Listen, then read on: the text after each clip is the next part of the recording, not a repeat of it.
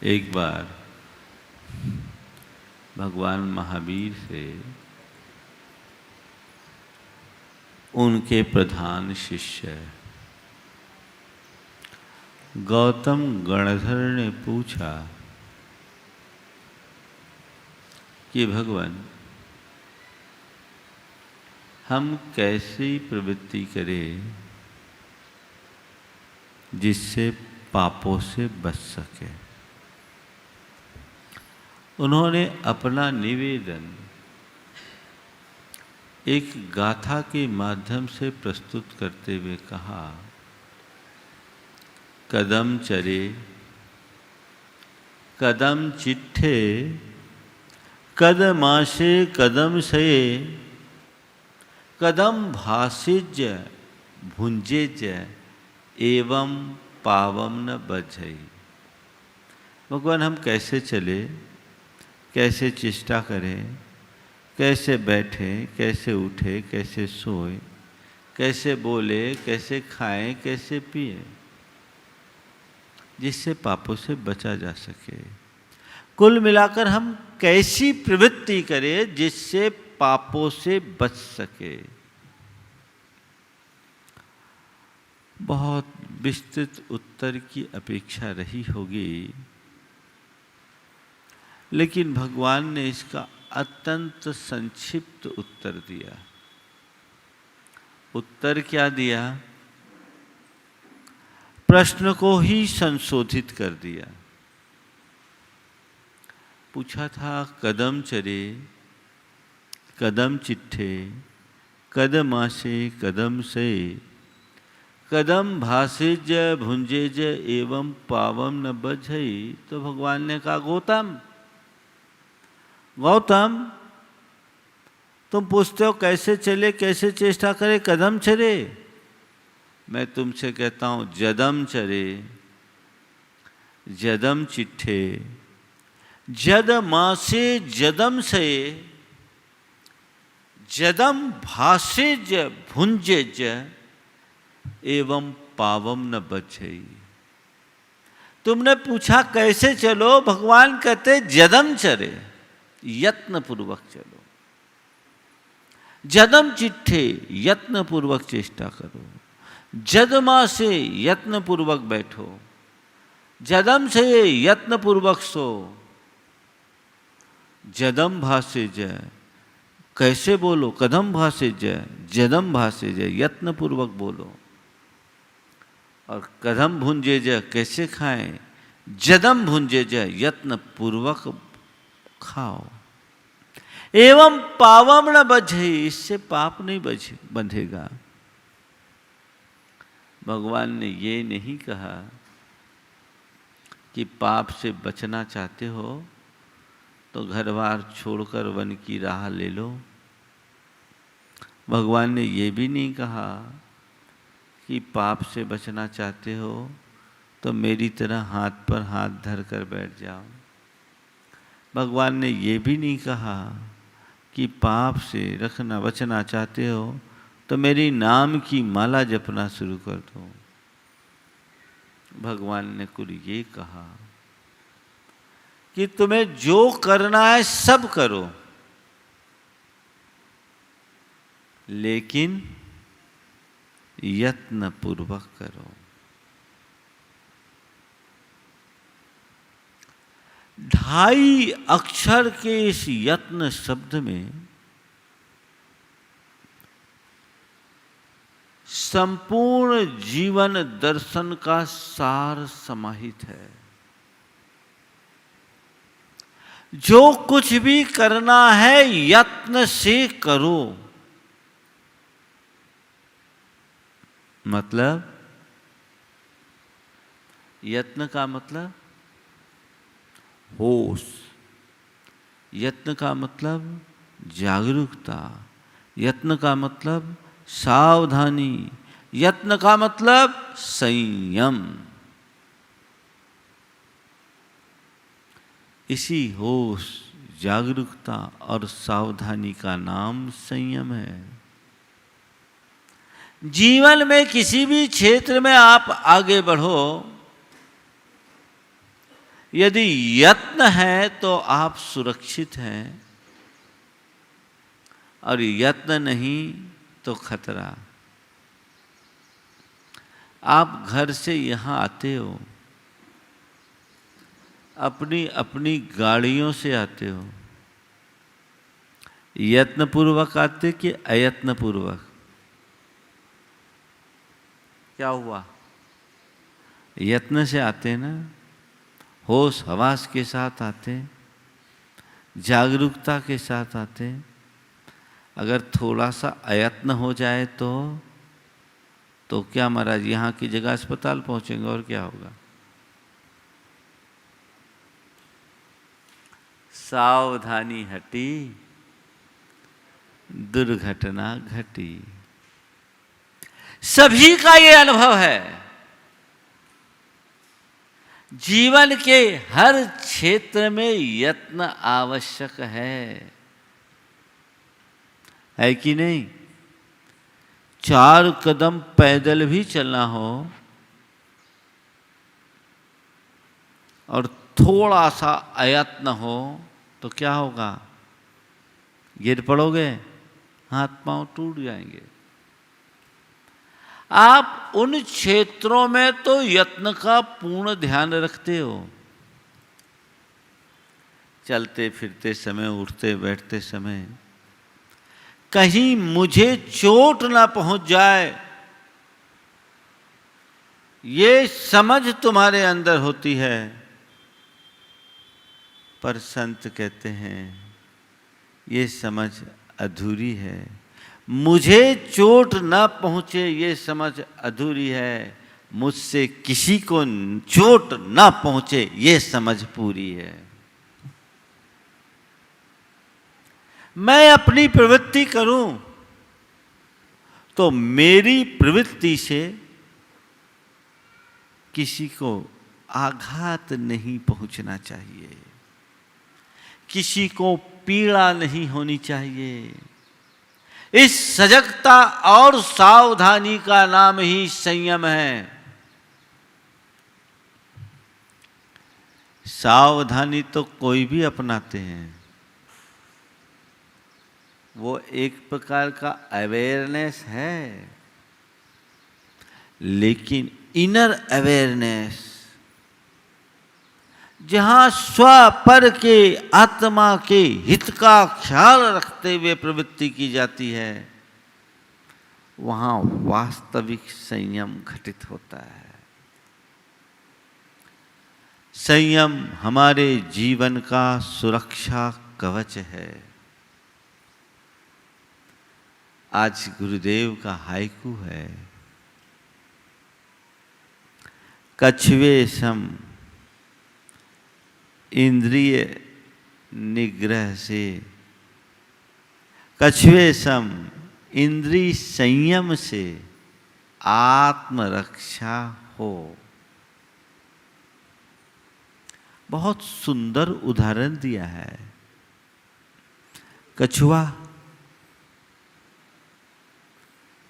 उसका जो कवच होता है बहुत मजबूत होता है।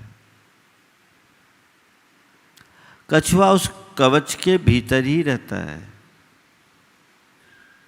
क्वचित कदाचित अपने भोजन पानी के लिए वो अपना मुंह बाहर निकालता भी है तो बड़ा चौकन्ना रहता है। थोड़ी सी भी आहट हो, थोड़ा सा भी खतरा महसूस हो, फट से अपने आप को संकुचित कर लेता है। आत्मरक्षा के लिए हमें कछुए के समान वृत्ति अपनाने की आवश्यकता है। यथासंभव प्रवृत्ति करो मत, और प्रवृत्ति करो तो इतनी जागरूकता से करो कि कहीं तुम्हें कोई चोट न पहुंचे, तुमसे किसी को चोट न पहुंचे। सावधान हो जाओ। इंद्रियों पर संयम बहुत जरूरी है। दो प्रकार के संयम की बात हमारे यहाँ कही गई। एक प्राणी संयम और एक इंद्रिय संयम। अपनी प्रवृत्ति इस तरीके से करो कि किसी भी प्राणी को आघात ना हो, किसी भी प्राणी की हिंसा ना हो, ये संयम है। और तुम्हारी इंद्रियां विकारी न बने, तुम्हारा मन विकारी न बने, इसके प्रति जागरूकता रखो, ये इंद्रिय संयम है। दोनों प्रकार के संयम से ही जीवन की सुरक्षा है। ये संयम मनुष्य को सुरक्षित रखता है और हमें हर पल संयम रखने का अभ्यास बनाना चाहिए। हर स्तर पर संयम। आज 4 संयम की बात आपसे कर रहा हूं। यद्यपि संयम का स्वरूप बड़ा गहन है और अध्यात्म क्षेत्र में संयम के माध्यम से ही आगे बढ़ा जा सकता है, लेकिन मैं आप जैसे लोगों को ध्यान में रखते हुए कुछ संयम की बात आपसे कर रहा हूं। आचार में संयम,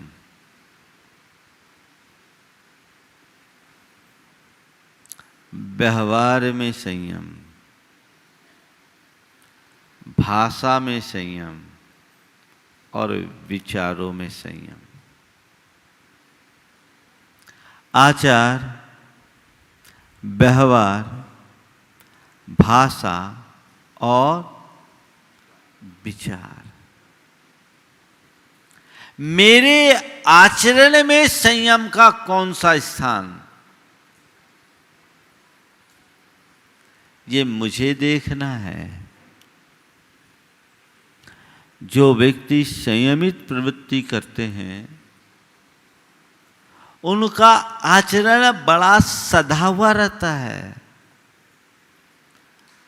और जिनके जीवन में संयम नहीं होता वो यदवा तदवा आचरण करते हैं। जरूरत है नियमित जीवन बनाने की, अपने अंदर एक अनुशासन स्थापित करने की,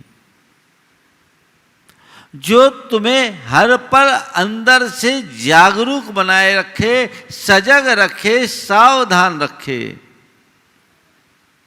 आत्म विस्मृति न होने दे और आत्म मुग्धता में न जीने दे।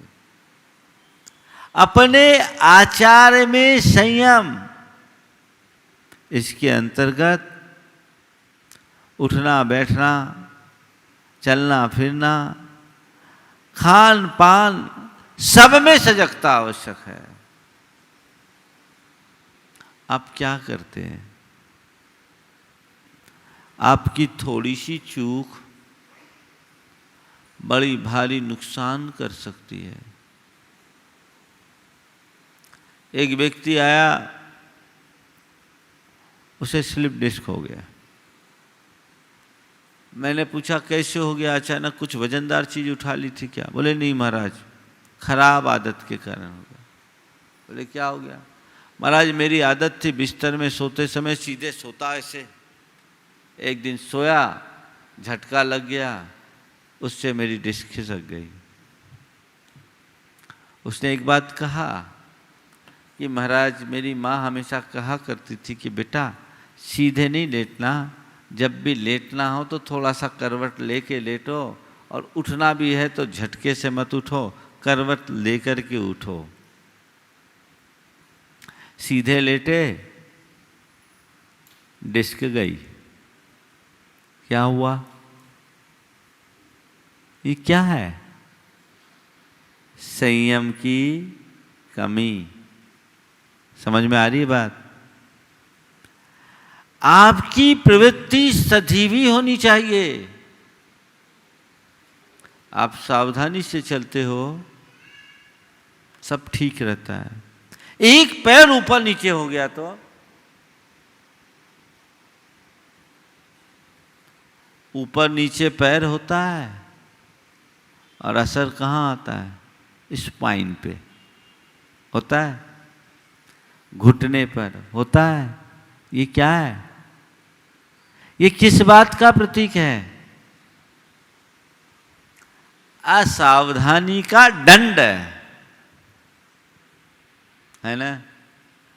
तो हमारे यहाँ कहा गया कि भैया चलो फिरो, देख के चलो, सावधानी से चलो, सजगता से चलो, खुद बचो और अन्य प्राणियों को बचाते हुए चलो। आचारगत संयम का एक उदाहरण। पर मन से पूछो, चलते फिरते समय तुम्हारे मन में ये मनोभाव रहता है कि मैं जीवों को बचाते हुए चलूं? बिना देखे रौंदते हुए जा रहे हो, कल तुम भी रौंदे जा सकते हो। अपनी प्रवृत्ति में संयम होना चाहिए। खान पान में संयम। अभी तो आप सब लोगों के जीवन में बहुत सा संयम आ गया। डॉक्टर कह रहे हैं गर्म पानी पियो, कह रहे हैं ना, पी रहे हैं। अब फ्रिज का पानी छूट गया, गर्म पानी पीना। अरे भैया बचना है तो करना ही पड़ेगा। अगर हमारे ऋषि मुनियों संतों की बात मान लिए होते तो ये समस्या ही नहीं आती। नियमित दिनचर्या बहुत आवश्यक है। सजग रहो, जागरूक रहो, सावधान रहो, यत्नाचारी बनो। अपनी दिनचर्या को उसी अनुरूप ढालने की कोशिश करो। खान पान में जो चाहो, जब चाहो, जैसा चाहो, जितना चाहो मत डालो। एक दिन गुरुदेव ने कहा था कि तुम्हारा पेट है लेटर बॉक्स का डब्बा नहीं कि उसमें लिफाफा भी डाल दो, पोस्ट कार्ड भी डाल दो, अंतर्देशी भी डाल दो और दिन भर डालते रहो। पेट को पेट के हिसाब से करो। जो व्यक्ति अपने खान पान में संयम रखते हैं वो दीर्घजीवी होते हैं, और जिनके जीवन में संयम नहीं होता उनकी स्थिति क्या है? घनश्याम दास बिरला ने अपने बेटे बसंत बिरला को जो पत्र लिखा था, बड़ा प्रसिद्ध चर्चित पत्र हुआ, उसमें एक बहुत महत्वपूर्ण वाक्य था जो उन्होंने लिखा कि बेटा भोजन को औषधि समझकर खाना। भोजन को औषधि समझकर खाना बहुत गहरी बात है। भोजन को औषधि की तरह लोगे तो कभी औषधि लेने की जरूरत नहीं पड़ेगी। अटर सटर खाओगे तो क्या होगा? भक्षा भक्ष का विवेक, इंद्रिय लोलुपता को नियंत्रित करते हुए हमें भोजन पर नियंत्रण होना चाहिए। आचार शुद्धि बहुत व्यापक है, इसमें हमारे समस्त आचार्य संबंधी नियम आ जाते हैं। वहाँ संयम होना चाहिए। थोड़ी सी चूक पूरे जीवन के संतुलन को बिगाड़ देती है। इसलिए यहाँ बच्चे। दूसरा, व्यवहार में संयम। हमारा एक दूसरे का साथ जो व्यवहार हो वो एकदम संयत होना चाहिए। किसी के साथ भी हम चाहे जैसा व्यवहार कर दें तो उसका परिणाम क्या होगा? हमारे यहाँ एक शब्द है व्यवहार कुशलता। व्यवहार कुशलता को एक गुण कहा गया। कुछ लोग बड़े व्यवहार कुशल होते हैं और अपनी कुशलता से अपना सारा काम बहुत व्यवस्थित तरीके से निकाल देते हैं, और कुछ लोग होते हैं जिनमें रंच मात्र व्यवहार कुशलता नहीं होती। नतीजा क्या निकलता है? रोज किसी न किसी से स्टेशन फंसती है, पेंच लगती है, उनके संबंध बिगड़ते हैं, परिणाम भी उन्हें ही भुगतना पड़ता है। व्यवहार में संयम, इसका तात्पर्य कुल इतना है कि आप जो कोई भी व्यवहार करो उसके परिणाम पर पहले विचार करो। मैं किसी से कोई बात कर रहा हूं, उसका परिणाम क्या होगा यह मुझे पहले से मालूम होना चाहिए।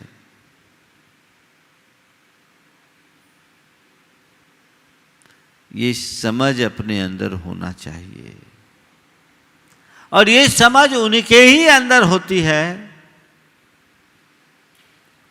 जो हमेशा दूसरों के प्रति भी जागरूक होते हैं।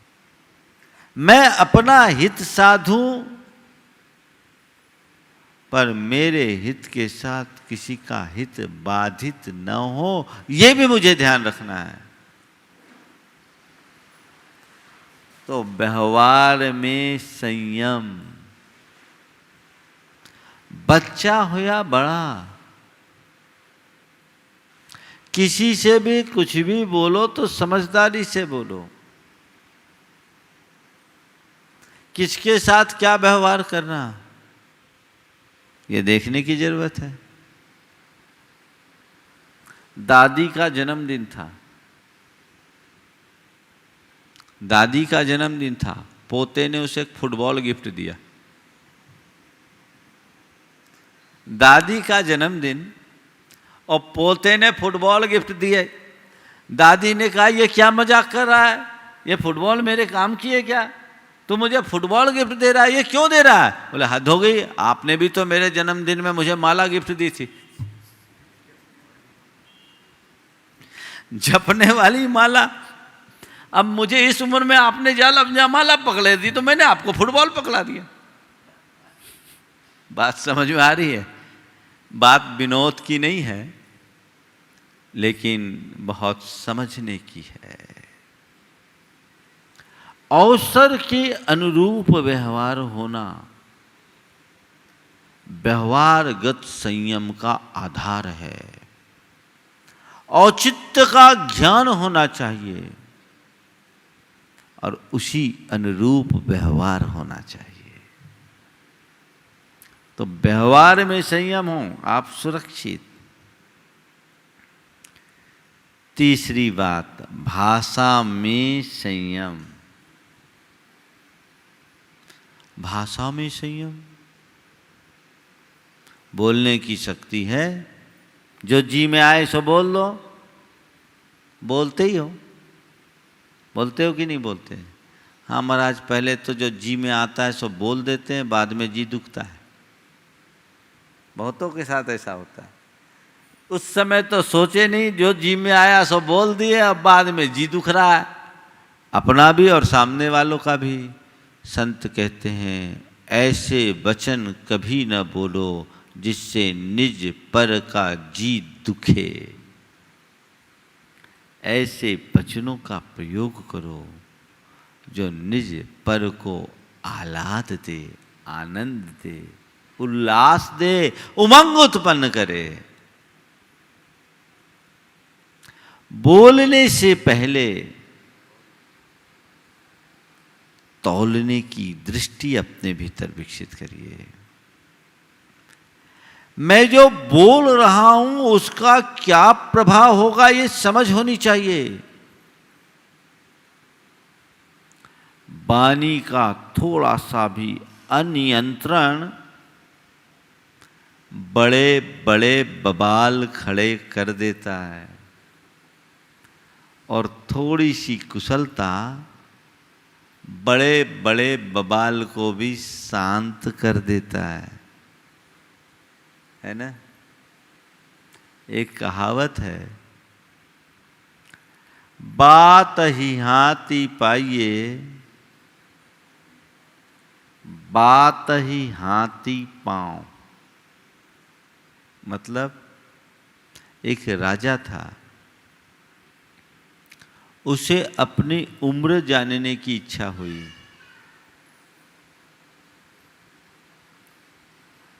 अपने राज्य के ख्यात नाम ज्योतिषी को बुलाया। ज्योतिषी बड़ा पंडित था पर अनुभवी नहीं था। उसने राजा की जन्म पत्री देखी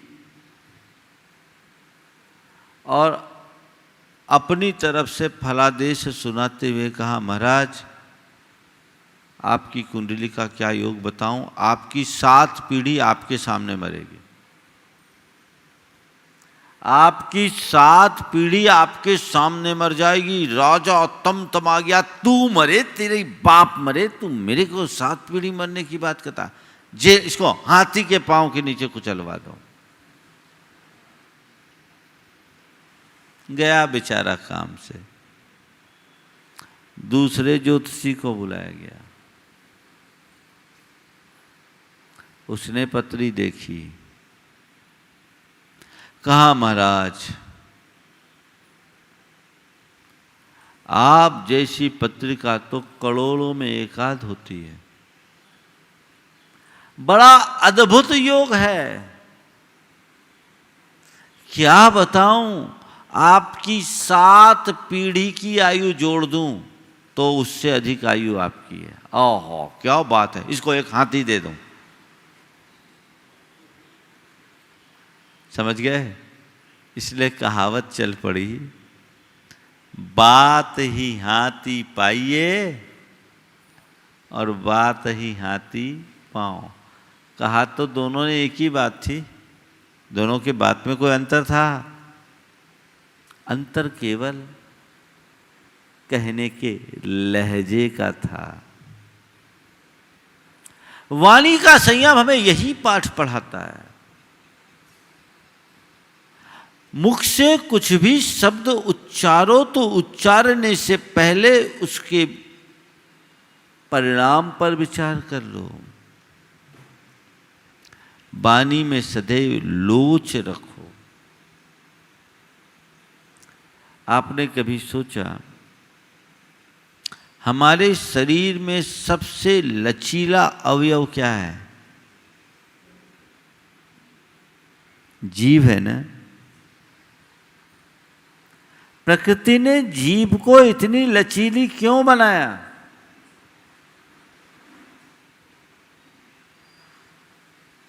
कभी सोचा जीभ इतनी लचीली क्यों है?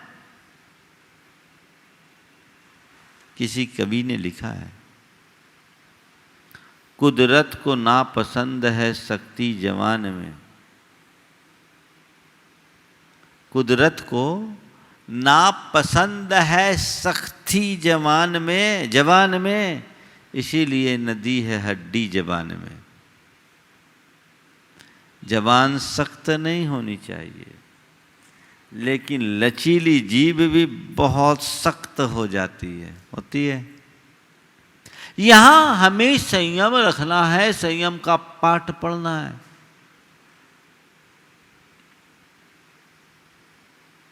वचनों में संयम, संभल करके बोलो, सोच करके बोलो, परिणामों को पहचान करके बोलो।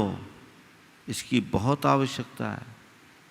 एक दिन मैंने आप लोगों से कहा था, आरोप परख, अपमान परख, आलोचना परख और आवेश परख शब्दों का प्रयोग न करें, कहा था। यही संयम है, वचनों का संयम। थोड़ा सा असंयम बहुत भयानक रूप हो जाता है। कहा गया है, रहीमन जिब्बा बाबरी कह गई सुरग पताल। रहीमन जिब्बा बापुरी, कह गई सुरग पताल, आप तो कह भीतर गई जूती खात कपाल।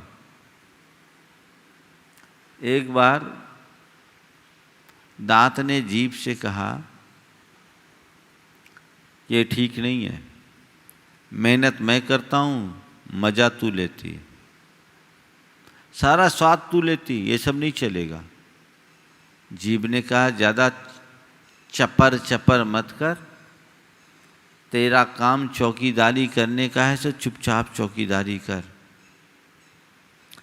दांत को ताव आ गया, मुझसे मुंह चलाती है, जानती इसका नतीजा, भले तू क्या कर लेगा बता दे। दांत ने जीभ को भींच दिया, जीभ थोड़ी सी कट गई, और जीभ कटी क्या, एकदम बौखला गई, बोले तूने मुझसे पंगा लिया है, अब तेरी खैरियत नहीं, देख मैं क्या करती हूँ। तूने मुझसे पंगा लिया, अब तेरी खैरियत नहीं, देख मैं क्या करती हूँ। गई और एक पहलवान को 10 गालियां एक साथ सुना दी, और जैसे पहलवान को गालियां सुनाई, पहलवान को गुस्सा आया, एक घूंसा मुंह में दिया, बत्ती सी बाहर आ गई। समझ में आ रही बात, दांत गया। तो इसलिए कहते हैं, रहीमन जिह्वा बापुरी, कह गई सुरग पताल, आप तो कह भीतर गई जूती खात कपाल।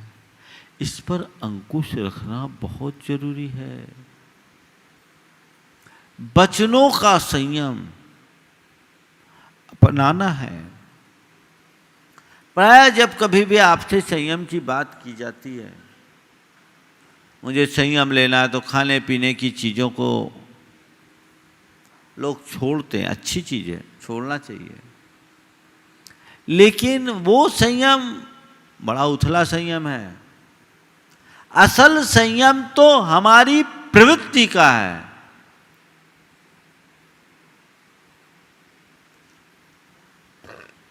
एक बार किसी ने कहा, महाराज हम गलंत त्याग रहे हैं,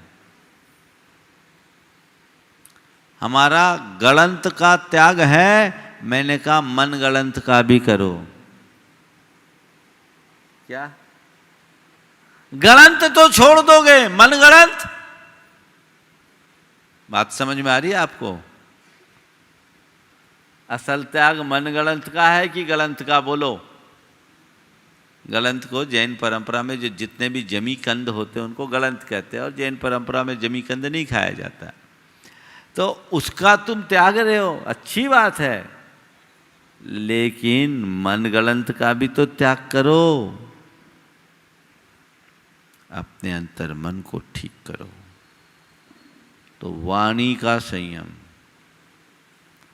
और चौथा है विचारों में संयम। यद्यपि ये टॉपिक ऐसा है कि एक एक दिन एक एक को ले सकते हैं, लेकिन मुझे श्रृंखला को हाइकू के हिसाब से ही आगे बढ़ानी है, इसलिए आज संक्षेप में ही चारों की बात कर रहा हूँ। और आप लोग बहुत समझदार हैं, जैसे हाइकू की 17 अक्षरों में सारी बातें आ जाती हैं, तो हमारे भी कम शब्दों में आप बात तो समझ रहे हैं, ज़्यादा बताने की जरूरत नहीं है। लक्ष्य रखना है विचारों पर संयम। अपने विचारों के प्रहरी बनिए। आपने कभी अपने विचारों का आकलन करने की कोशिश की? 24 घंटे कितने अनर्गल विचार मन में आते हैं।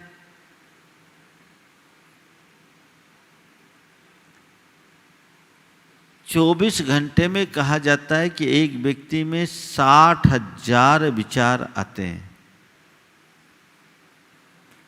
उसमें काम के कितने और फिजूल के कितने? महाराज ज्यादातर तो फिजूल के ही आते हैं। विचारों में संयम का मतलब ही यही है कि हम फिजूल के विचारों से अपने आप को बचाएं, नकारात्मक विचारों से अपने आप को दूर रखें। जब हम नकारात्मक विचारों से अपने आप को मुक्त करेंगे तब सच्चे अर्थों में हम विचारों में संयम ला पाएंगे। और जिसके विचारों में संयम होगा उसकी भाषा संयत होगी, उसका व्यवहार संयत होगा और उसका आचार भी संयमी बनेगा। मूल विचार है।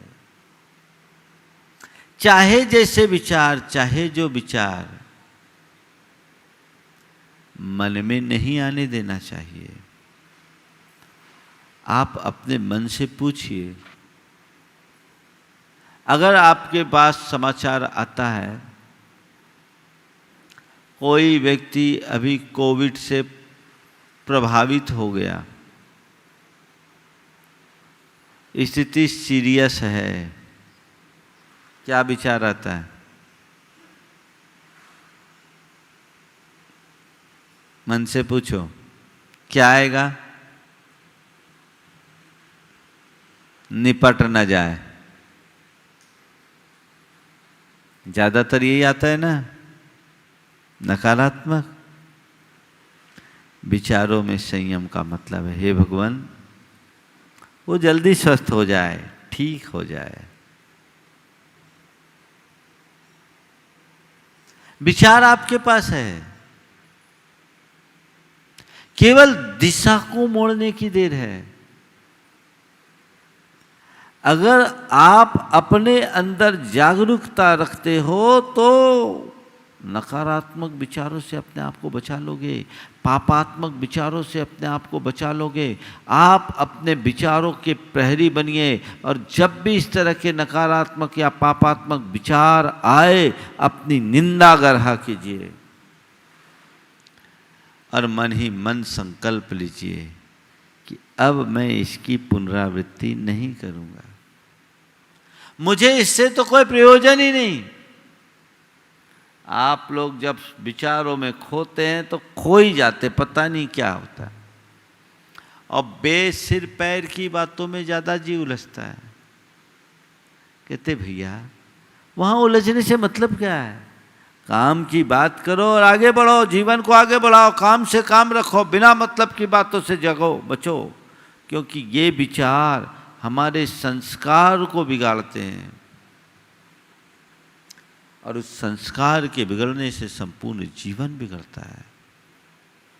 हमें चाहिए कि हम अपने आप को सकारात्मक दिशा में आगे बढ़ाने के लिए प्रयास करें, उस दिशा में सचेष्ट रहें और जब भी कोई नकारात्मक बात आगे आए अपनी दिशा मोड़े, उनसे अप्रभावित रहें। विचारों के प्रति जब तक आप जागरूक नहीं होंगे विचारों में संयम नहीं आएगा। हम लोगों के शास्त्रों में ऐसा वर्णन आया, मूलाचार्य प्रदीप जब पढ़ रहे थे एक बहुत अच्छी बात आई। वहां लिखा कि जब आर्त ध्यान हो तो एक कायोत्सर्ग करो। मैंने सोचा ये बड़ा मनोवैज्ञानिक सिद्धांत है। ये कायोत्सर्ग यानी 9 बार नमोकालवंत पढ़ो और अपनी निंदा गरहा करो, अर्थात उस कुविचार के प्रति सतर्कता अपनाओ, सावधानी रखो, तभी न बच पाएंगे। आप सबसे भी मैं यही कहता हूं, जब भी आपको लगे कि मेरे मन में खोटा विचार आया, तुरंत आप भगवान का नाम लो, 9 बार अपनी निंदा गरहा करो। हाय ये गलत मैंने सोचा, मैं गलत सोचा, गलत बोला, गलत किया, अब मैं नहीं करूंगा।